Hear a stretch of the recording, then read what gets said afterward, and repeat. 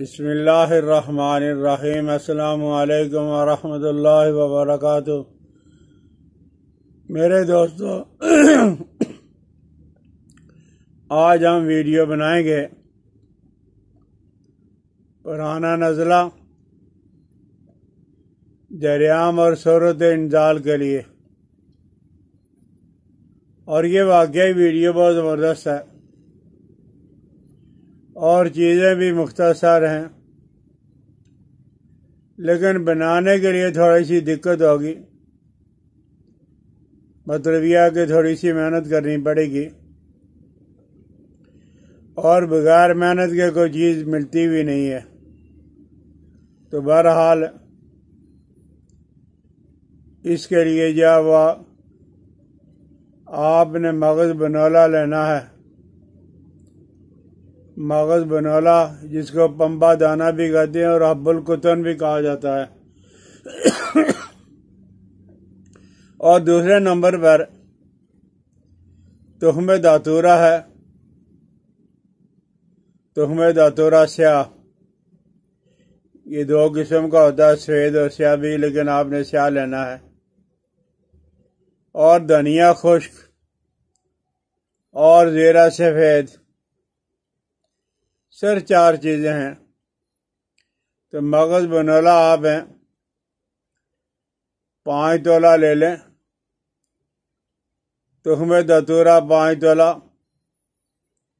دھنیا خشک 5 تولہ اور زیرہ سفید 5 تولہ۔ آپ 2.5 تولہ بھی اور 10 تولہ بھی کر سکتے ہو، یعنی کم بھی بنا سکتے ہو اور زیادہ بھی۔ تو اب آپ نے یہ کرنا ہے کہ پوس خشخاش یہ آپ نے 7-8 تولہ لے لینا ہے، 8 تولہ بہتر ہے۔ پوس خشخاش ملنا تھوڑا دشوار ہے، لیکن مل جائے گا، محنت اور مشقت۔ اس سے آپ اندازہ لگا لیں، جو لوگ چرس افیون اس طرح کے نشے کرتے ہیں ان کو کہاں سے ملتی ہیں۔ تو بہرحال آپ نے پوس خشخاش لینا ہے، اور یہ آپ 8 تولہ لے لیں، اور 8 تولہ لے کر اس کو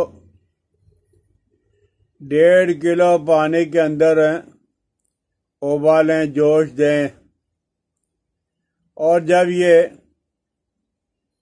آدھا رہ جائے،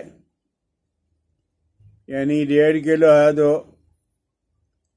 جب اس میں جب ابالتے آدھا رہ جائے، تو آدھا جب رہ جائے گا تو اب آپ اسے میل چھان کر اچھی طرح میلیں، چھان کر اس پانی میں آپ نے صرف 1 کیلا داتورہ،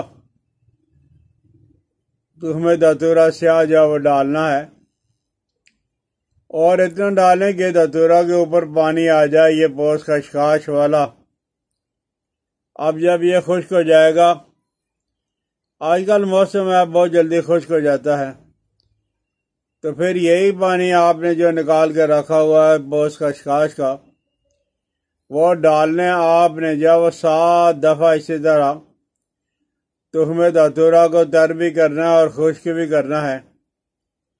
اب آپ جو پانی بچ گیا ہے خشخاش کا، اس بچے ہوئے پانی کو جب وہ مٹی کے برتن کے اندر ڈالیں، اور اس میں داتورہ شاہ کے تخم ڈال کر آگ پر جب وہ نرم آگ پر پکائیں۔ جب پانی خشک ہو جائے گا، پوس خشخاش کا پانی خشک ہو جائے گا، تو داتورہ جب وہ سیاہ لے لیں۔ اب آپ اسے خشک کر کے تو اسے جب دوسری ادویات کے ساتھ، یعنی مغز بنولا اور جب وہ دھنیا خشک والا اور زیرہ سفید، اس میں جب وہ آپ نے تخم داتورہ بھی ڈال کر آپ نے جب وہ ان ساری چیزوں کو باریک کر لینا ہے، اور باریک کرنے کے بعد آپ نے تر پھالا علیلا بلیلا آملہ، یہ کم بہت زیادہ کوئی بات نہیں، اس کا آپ نے پانی لینا ہے۔ اس کا پانی یعنی گرم کر کے ان چیزوں کو، تو ان کا پانی حاصل کر لیں، اور وہ پانی ڈال کر یہ چاروں چیزیں جو آپ نے مغز بنولا، تخم دتورا اور دھنیا اور سفید زیرہ باریک کر لیا ہے، اس کی گولیاں بنائیں۔ گولیاں بنا کے، اور گولی کتنی بنانی ہے؟ آپ نے چنے کے برابر۔ لیکن جو حضرات ہیں، جو دوست ہیں کم عمر کے 25-30 سال کے، وہ کوشش یہی کریں کہ شروع میں جب وہ صرف آدھی گولی کا استعمال کریں، اور بڑی عمر والے پوری چنے کے برابر والی گولی استعمال کر لیں۔